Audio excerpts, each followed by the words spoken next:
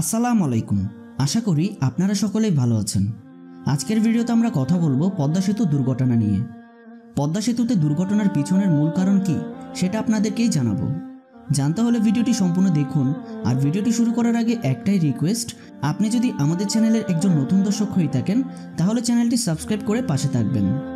আমরা জানি দক্ষিণাঞ্চলের সুবিধার জন্য সরকার এই সেতু নির্মাণ করেন।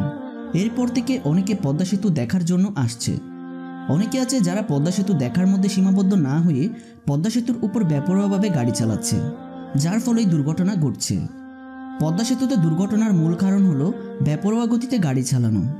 বিশেষ করে পদ্মা সেতু যখন সবার জন্য উন্মুক্ত করে দেয়া হয় তখনই অনেকেই পদ্মা সেতুতে আগে ওঠার জন্য প্রতিযোগিতা শুরু করে আর বেপরোয়াভাবে গাড়ি চালায়, ফলে দুর্ঘটনা ঘটে।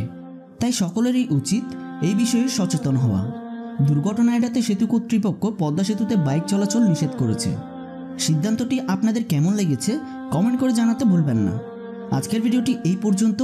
নতুন ভিডিও পেতে আমাদের সাথেই থাকুন।